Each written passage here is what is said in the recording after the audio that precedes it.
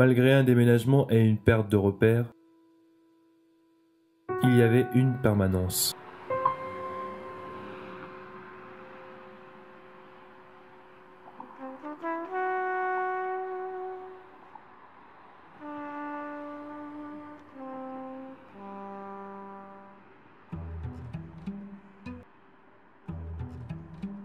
En marchant le long du trottoir étroit, je frôlais le flux des voitures.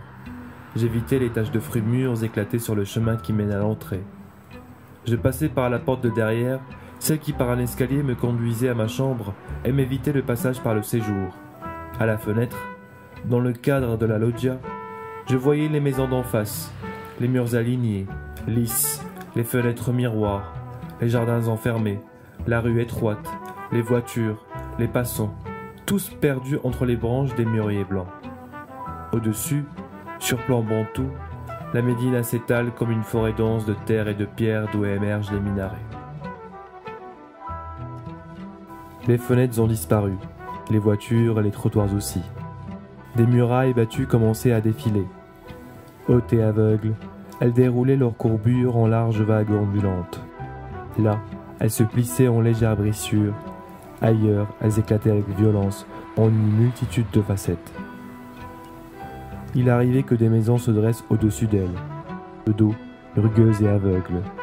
Dans ces murailles, on voyait s'ouvrir des portillons ou des petits tunnels bas qu'on ne pouvait franchir qu'en se courbant. Au milieu, la nouvelle entrée. À notre escalier, le même me conduisait à ma chambre, mais j'évitais cette fois-ci la cour. Depuis la fenêtre, j'apercevais une sphère rose flottante au-dessus de la cour voisine. Modeste, sertie entre des murs et ouverte sur le ciel. On pouvait y vivre comme dans une maison. Un arbre s'y dressait, seul, son tronc et sa sphère rose d'abricotier en fleurs. Que ce soit le temps des mûriers ou celui de l'abricotier, du jardin ou celui de la cour, de la rue ou de la ruelle, la même permanence qui me conduira toujours de la porte d'entrée à ma chambre, de la rue à ma fenêtre. L'architecture.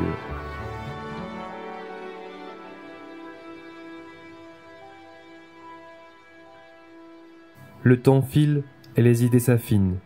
D'autres arrivent et tout s'assemble à la suite, jour après jour.